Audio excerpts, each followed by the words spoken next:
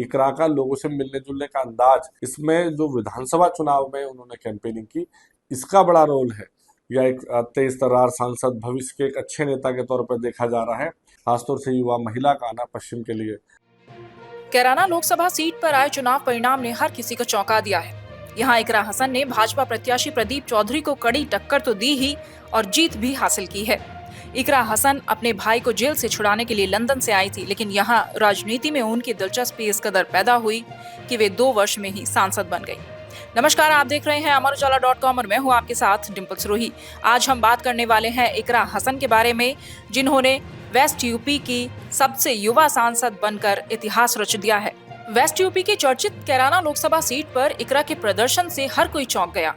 इस सीट पर उन्होंने भाजपा प्रत्याशी प्रदीप चौधरी को तगड़ी पटखनी दी है। कैराना लोकसभा सीट की बात करें तो यहाँ वर्ष 1962 से लेकर अब तक 16 बार चुनाव हुए, जिसमें भाजपा का ही दबदबा रहा, लेकिन इस बार पासा पलट गया। सपा मुखिया अखिलेश यादव ने जैसे ही कैराना लोकसभा सीट पर इकरा हसन के टिकट को फाइनल किया तो इस सीट पर नए समीकरण बन गए।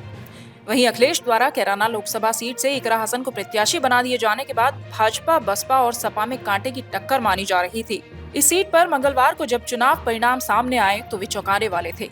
क्षेत्र की जनता न सिर्फ उनकी सादगी की कायल थी, बल्कि उन्हें बेटी की तरह प्यार भी दिखाया। जनता ने उन्हें बम्पर मतों से जिताकर ये भी दिखा दिया कि इस भूमि के लिए बेटियां भी बेटों से कम नहीं हैं। आज उन्हीं इकरा हसन के बारे में हम आपको बताने जा रहे हैं। इकरा हसन पिछले 9 वर्ष से कैराना क्षेत्र की राजनीति में सक्रिय रही हैं और पूर्व सांसद तबस्सुम हसन की बेटी हैं। नाहिद हसन उनके बड़े भाई हैं। इकरा हसन ने लंदन की यूनिवर्सिटी से कानून की शिक्षा भी ली है। इकरा हसन की शिक्षा की बात करें तो उनकी शुरुआती जो शिक्षा है वो कैराना में ही हुई है, लेकिन उन्होंने 12वीं दिल्ली के क्वींस मैरी स्कूल से की।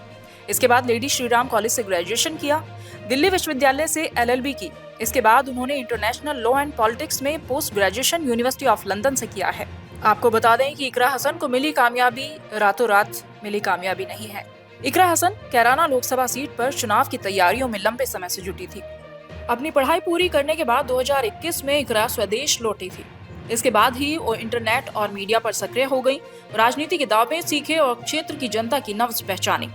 इकरा हसन ने वर्ष 2016 में जिला पंचायत सदस्य का चुनाव भी लड़ा था, लेकिन उन्हें 5000 वोटों से हार मिली थी।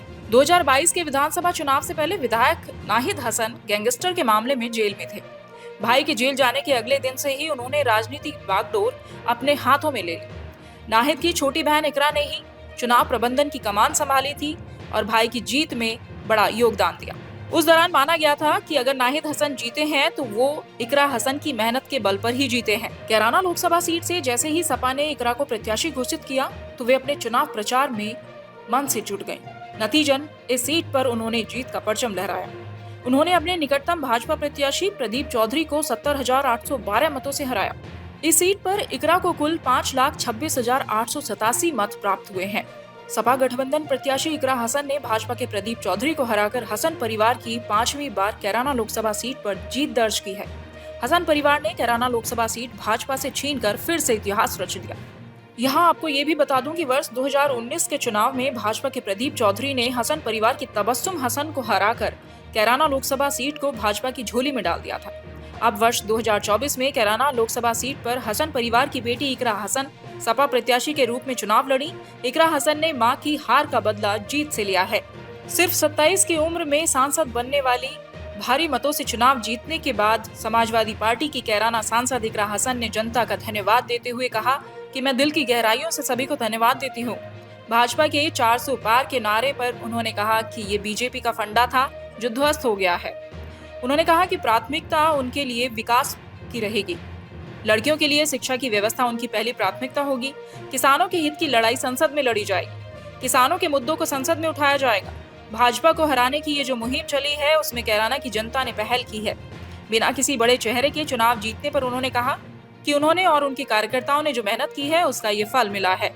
जीत हासिल करने के बाद क्षेत्र की जनता से इकरा हसन ने कहा कि ऊपर वाला किसी की मेहनत को भी खराब नहीं जाने देता।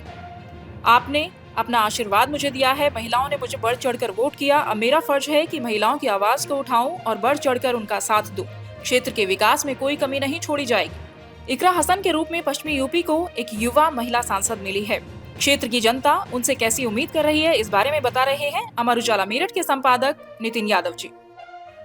इकरा के बारे में जानने और समझने से पहले हमें थोड़ा पीछे जाना चाहिए। मुजफ्फरनगर, कैराना और इस शामली जिले के आसपास की राजनीति में दो बड़े नाम रहे हैं, बाबू हुकुम सिंह और मुनव्वर हसन। बाबू हुकुम सिंह विधानसभा में लगातार चुने जाते रहे और मुनव्वर हसन अलग अलग सदनों में रहे, सांसद भी रहे।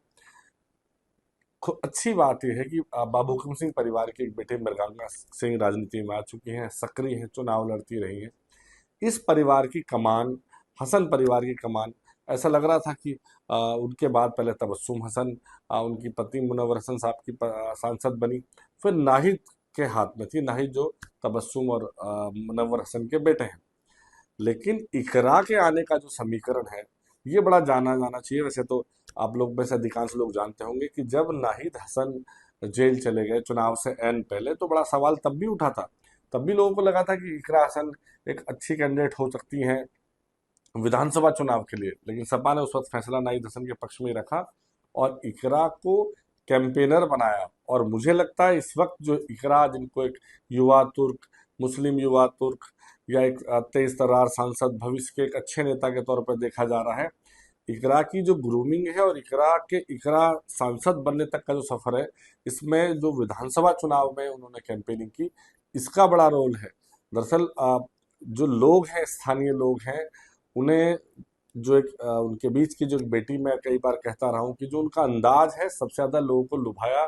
इकरा का लोगों से मिलने जुलने का अंदाज, पश्चिमी उत्तर प्रदेश में थोड़े परंपराएं मानी जाती हैं, तो उनका जिस तरह से वो सर पे पल्लू नहीं नीचे गिरने देती हैं, जिस तरह से वो लगभग सभी बड़े बुजुर्ग के साथ अभिवादन करती हैं, जहाँ जरूरत हो नमस्कार करती हैं, पैर तक भी छूती हैं, तो वो जो एक उन्होंने अपनी बेटी होने की छवि इकरा ने बनाई, इसका लाभ उनको जो है इस लोकसभा चुनाव में मिला। और एक टीम जो विधानसभा चुनाव में अपने भाई के लिए कैंपेनिंग करते करते, बल्कि उसको कहें भाई के लिए लड़ते लड़ते, इकरा ने जो अपनी एक इमेज क्रिएट करी, उससे उनके अंदर एक बेहतर राजनीतिज्ञ गुण भी दिखाई दिए और ये उम्मीद भी जगी। पश्चिम की भूमि से बड़े बड़े नेता, अभी भी अगर हम युवाओं की बात कर ले तो जयंत चौधरी एक बड़े नेता है ही हैं जो यहाँ से प्रतिनिधित्व करते हैं। ऐसे में एक युवा नेत्री का, खासतौर से युवा महिला का आना पश्चिम के लिए बेहतर हो सकता है। और जो एक विरासत है, चाहे वो मुनव्वर हसन परिवार की हो, चाहे बाबूजी हुकुम सिंह परिवार की हो, उम्मीद है कि एक बेहतर राजनीतिक विरासत इकरा के तौर पर यहाँ से बढ़ेगी। अगर आप ये वीडियो YouTube पर देख रहे हैं तो हमारे चैनल को सब्सक्राइब करें और बेल आइकन को दबाना ना भूलें। अगर आप Facebook पर ये वीडियो देख रहे हैं तो हमारे पेज को लाइक करें।